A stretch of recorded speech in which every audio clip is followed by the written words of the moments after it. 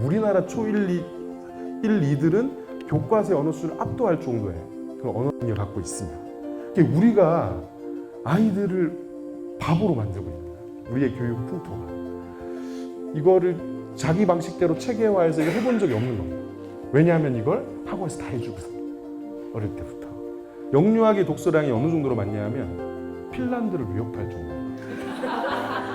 책을 읽어봤자 아무 소용이 없는, 사실 읽고 이해하지 않았기 때문에 생기는 이런 현상들이 발생하는 거죠. 일단 책을 아이가 계속 읽으려면 뭘 멈추셔야 되냐면 책을 갖다 주는 걸 멈추셔야 돼요. 그래서 스스로 책 고르게 하셔야 됩니다.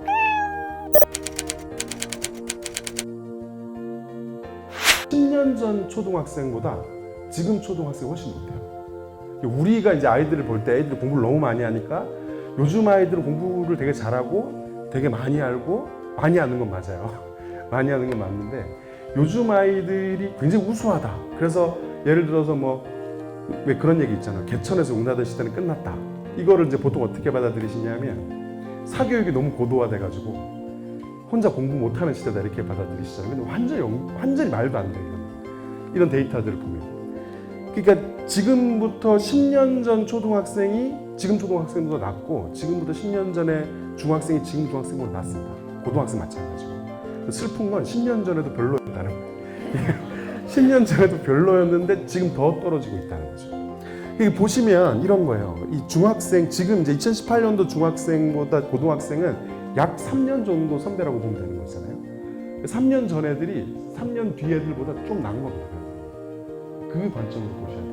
지금 우리 아이들의 읽기 능력이 굉장히 심각할 정도로 떨어지고 있고, 지금 초등 저학년이 중학생이 되면 이제 이 하락이 이제 멈출 건데, 제가 봤을 때는 멈출 거지만 그 멈춰 있는 그 지점이 너무 낮아서 좀 앞으로 문제가 될 겁니다. 제가 교과서의 언어 수준을 도표화해 본 표입니다. 교과서는 굉장히 좀 허술한 책이에요. 또 다른 의미에서는 또 굉장히 치밀하기도 합니다. 어떤 점에서 치밀하냐면 교과서가 그 연령대의 언어 수준에 맞춰져 있어요. 연령대 언어 수준에 맞춰져 아주 정교하게 설계되어 있습니다. 그래서 어떨 때 보면 되게 이런 걸 어떻게, 책은 이렇게 허술한데 이걸 이렇게 칼같이 맞췄지? 막 이런 생각이 들 정도로 언어 수준이 굉장히 정교하게 짜여져 있어요. 그래서 실제로 저는 강사 생활할 때 중3 애들이 이제 좀 책 제대로 안 읽고 이러면 고등학교 교과서 한 단원을 복사해서 일부러 읽혀요. 그럼 애들이 한 10줄 정도 읽으면 얼굴이 노래집니다.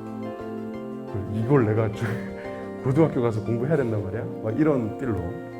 자, 그래서 일단 공부를 하려면 아이의 언어 능력이 이 교과서의 언어 수준은 따라가줘야 돼요. 이 기본이죠, 기본. 너무 당연한 얘기입니다. 초등 1, 2학년들은 이 교과서 언어 수준을 압도해요. 언어 능력 평가를 해보면 압도합니다. 접점이 언제 생기냐면 초3, 4에 생겨요. 초3의 언어 능력이 교과서의 언어 수준하고 평균이 거의 맞습니다. 그래서 가만히 생각해 보시면 아이들이 엄마 교과서 어려워 이런 얘기를 하기 시작할 때가 보통 초3 때예요. 우리나라 초1, 2들은 교과서의 언어 수준을 압도할 정도의 그런 언어 능력을 갖고 있습니다. 우리가 아이들을 바보로 만들고 있는 거예요. 우리의 교육 풍토가. 그래서 아까 보셨던 그런 수포자의 숫자라든가 이런 것들이 늘어나는 이유가 사실은 이런 겁니다. 만약 중등 자녀가 계시다면 이걸 한번 체감해 보시려면 어떻게 하시면 되냐면 컨닝 페이퍼의 개념을 설명해 주는 컨닝 페이퍼를 한번 만들게 해보세요. 그러면 성적과 상관없이 100이면 100 못 만듭니다. 아이들이 만들어 본 적이 없어요. 일단 컨닝 페이퍼를 만들려면 교과서를 보고 줄을 끊고 별표를 할 수 있어야 되잖아요. 얘들 줄을 어디에 꺼야 되는지, 별표를 어디에 해야 되는지를 모르는 당혹해하는 모습을 보게 되고, 설사 줄을 긋고 별표를 하더라도 부모님께서 좀 들여다보시면 뭐야 이게 결과물을 갖고 오지 않고 어느 정도 수준을 가지고 오냐면 소목차를 나열하는 수준을 가지고 와요. 그러니까 그물로 치면 이따만한 구멍이 막 수백 개 뚫린 도저히 물고기를 잡을 수 없는 그물을 만들어서 가지고 오는 거죠. 이게 왜 그러냐면 아이들이 해본 적이 없는 거예요. 자기가 교과서를 들여다보고 읽고 이거 핵심을 파악하고 이거를 자기 방식대로 체계화해서 이걸 해본 적이 없는 겁니다. 왜냐하면 이걸 학원에서 다 해주거든. 어릴 때부터. 일단 독서 교육을 하실 때 읽고 이해한다가 세트라는 걸 좀 깊게 이해하실 필요가 있습니다.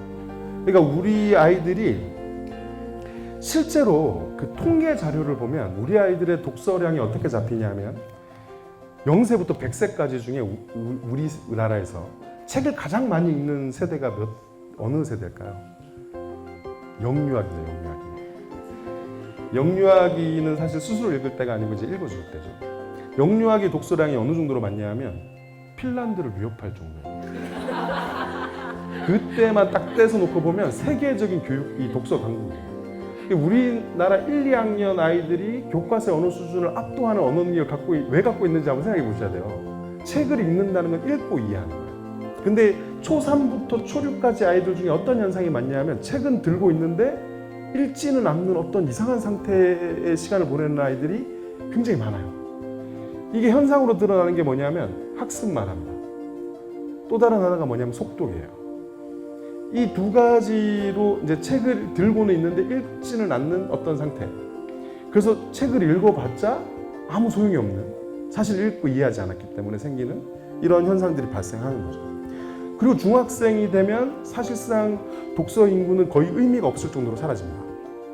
다큐멘터리나 견학을 활용하는 게 중학교에 올라가서 지식을, 도서를 읽게 만드는 원동력이 될 수 있어요. 이게 왜 그러냐면 다큐멘터리를 보면 어떤 충격적인 잔상이 남습니다. 우리 때 왜 동물의 왕국 기억하세요? 저는 동물의 왕국의 광팬이었거든요. 근데 지금도 그때 봤던 수많은 것들이 충격으로 남아있어요. 북스타트의 기본 로직은 이겁니다. 일단 책을 아이가 계속 읽으려면 뭘 멈추셔야 되냐면 책을 갖다 주는 걸 멈추셔야 돼요. 그래서 스스로 책 고르게 하셔야 됩니다. 근데 스스로 책 고르게 하면 바로 문제가 발생해요. 첫 번째로 발생하는 문제는 이겁니다. 여기서 한 20% 정도는 아이가 이렇게 얘기할 거예요. 엄마, 난 엄마가 골라온 책이 그렇게 재밌더라. 이게 무슨 얘기냐면, 엄마, 나 책 안 좋아하거든. 나 대충 갖다 주면 내가 대충 볼게. 뭐 이런 뜻이에요. 이 독서가 성공하고 있냐, 실패하고 있냐, 독서 교육이 성공하고 실패하고 있냐를 딱 볼 수 있는 핵심이 뭐냐면 아이가 책을 얼마나 좋아하느냐고 똑같은 겁니다. 재미와 읽고 이해하는 행위는 동전의 앞뒷면 같은 거예요. 이런 거 있잖아요. 재미는 없지만 좋은 책. 그런 책은 없어요. 재미가 없잖아요? 그럼 안 읽혀지는 책이 그냥 펼쳐지지 않는 책이 있거든요. 펼치고 있으면 어떻게 되냐? 책을 들고 있지만 읽지는 않는 이상한 상태, 그렇게 되는 거예요. 이게 생각해 보시면 영화를 보실 때도 내가 보기 싫은 영화를 막 배우자분이 와서 막 강제로 끌고 와서 보면 그것도 괴롭잖아요. 책은 스스로 읽어야 돼요. 근데 그게 외부로부터 배달돼 와. 이러면 이제 일이 복잡해지는 거예요. 책은 어떤 책을 읽느냐가 사실 중요한 게 아니에요. 어떻게 읽느냐가 중요한데, 어떻게라는 건 얼마나 집중력 있게 이 책에 뛰어들어서 읽느냐, 빠져서, 그러니까 나와 책의 거리가 어느 정도 밀착될 수 있느냐의 문제거든요. 이 밀착이 되면 재밌는 거고, 책은 책이고 난 나고, 이렇게 되면 재미가 없는 거예요. 제가 이 독서의 확장은 부모가 가져다 줘서 안 이뤄. 이게 그 방식은 독서를 확장하는 방식이 아니에요. 그러니까 예를 들어서 우리 아이가 초등 5학년이 됐으니까 한국사 책 좀 읽어야 되지 않을까? 그렇게 확장이 안 돼요. 그렇게 하는 순간 책은 들고 있으나 읽지는 않는 이런 상태로 가거든요. 하루에 1시간 가족 독서를 할 때 중요한 점은 부모님이 같이 들어가셔야 돼요. 초등 저학년인 경우는 읽어줘야 되니까 들어가야 되고, 초등 고학년인 경우는 왜 이러고 돌돌아? 자, 가족 독서 시간이 됐구나. 얼른 책을 읽어라. 하고 엄마 아빠가 박보검을 보러 가버리면 일이 복잡해져요. 그럼 애는 앉아가지고 난 누구인가 이렇게 또 고민에 빠지거든요. 근데 부모님이 옆에서 읽으면 왜 그런 생각 많이 하시잖아요. 저게 책을 읽는다고 앉아있는데 정말 책을 읽는 걸까? 선생님 어떻게 확인하는 방법이 없을까? 이게 왜 그러냐면 옆에서 안 읽어서 그래요. 옆에서 안 읽으면 의심이 돼요. 왜냐면 실제로 애가 또 안 읽기도 하거든요. 근데 부모가 옆에서 읽잖아요. 그러면 안 읽을 수가 없어요. 근데 물론 부모가 옆에 읽는다 하더라도 앞에 놓인 책이 한국사 책이다. 이러면 안 읽어요. 그러면 들고 막 다른 세계로 어딘가로 갑니다. 우리 부부가 책 읽는 모습을 계속 보여주면 우리 아이가 뒤에 가서 책을 읽지 않을까? 이거를 뭐라고 부르냐면 이런 걸 판타지라고 해요. 이런 일은 벌어지지 않아요. 물론 있을 수 있지만 확률상 굉장히 낮습니다. 이거 우리 때는 이게 됐어요. 우리 때는 기억나세요? 우리 때는 책 대여점이 있었던 세대예요. 우리는. 친구야, 우리 때는 책을 돈 주고 빌렸어. 이해되니? 돈을 주고 책을 빌렸다고. 우리 때는 책이 놀이 문화였어요. 놀이 문화의 한 가지였지만 지금은 아니에요. 지금 재밌는 게 너무 많아요. 그래서 책을 읽을 수 있는 인위적 시공간을 확보해 주지 않으면 아이가 스스로 막 그런 분들 계세요. 우리 애가 중학생인데 뭔가 우수에 찬 표정으로 창가에 앉아서 책을 읽고 이랬으면 좋겠는데 그런 일은 벌어지지 않습니다. 옆에서 스마트폰에서 카톡이 계속 오는데 어떻게 책을 읽고 앉아 있어요? 걔들이 나빠서가 아니라 걔들이 게을러서가 아니라 여건이 그래요. 여건이. 독서 프로그램 언제 하면 되냐면 방학 때 하시면 돼요. 방학 때. 그 한 번으로 뭔가 대단한 걸 하려고 하시면 안 돼요. 우리 아이가 막 하루에 막 5시간씩 안 읽는다 이렇게 생각하지 마시고 일주일에 3시간이나 읽었어. 이렇게 생각하고 딴 애들은 하나도 안 읽는데. 독서 퀴즈 대회라는 건 뭐냐면 이런 겁니다. 예를 들어서 초3짜리 아이인데 초3 수준 책 5권을 골라서 엄마가 먼저 읽어요. 우리 이번 방학 때 독서 퀴즈 대회 한번 하자. 네가 5권을 읽어서 몇 점 이상 계속 나오면 그 너머에 어떤 상품이 있는 거예요. 이 상품을 너에게. 그래서 1단계부터 돌파해보자. 이렇게 해서 하면 돼요. 실제로 싫어하는 애들도 있어요. 엄마 지금 확인하는 거야? 이게 무슨 얘기냐면 엄마 나 책 똑바로 안 읽었어. 얘기해. 애들이 책을 잘 읽잖아요. 그럼 이거 되게 좋아요. 이게 뭐 안 걸고 해도 되게 좋아요. 이게 한번 특히 저학년일수록 한번 하고 그 다음 날 안 하잖아요. 막 왜 안 해? 막 빨리 하란 말이야 막 그래요. 그리고 필사가 있습니다. 필사는 제발 초등학생한테 시키지 마세요. 제가 책에다 시키지 말라고 그렇게 얘기를 했는데 막 이 필사는 초등학생한테 시키잖아요. 대재앙이 벌어집니다. 절대 시키시면 안 돼요. 필사가 굉장히 훌륭한 독서법이긴 하지만 이거는 중학생조차도 합의가 돼야 돼요. 이걸 왜 하고 이게 목적이 뭔지 명확하게 인지하지 않으면 깜지처럼 됩니다. 깜지처럼 되면 아무 의미가 없어요. 근데 이걸 제대로만 하잖아요. 그럼 10페이지만 제대로 해도 한국사 실력이 갑자기 막 점수가 막 30-40점씩 오르고 있어요. 이게 정말 놀랍습니다. 해보면. 초록은 지식 도서를 제대로 읽는 방식입니다. 초록은 뭐냐면 쉽게 말씀드리면 컨닝 페이퍼 생각하시면 돼요. 노트 정리인 거죠. 최소 중학생 이상 할 수 있는데 중학생 이상도 대부분 못해요.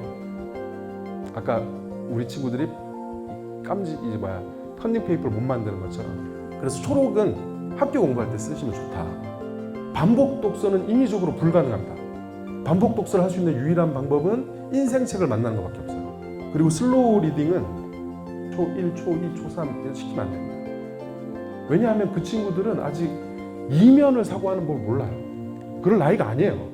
예를 들어서 곰돌이 푸를 보고 쟤는 왜 하의를 안 입고 있을까? 이런 생각을 할 나이가 아니에요. 이 슬로우 리딩의 핵심은 뭐냐면 텍스트의 진위를 파악하는 거예요.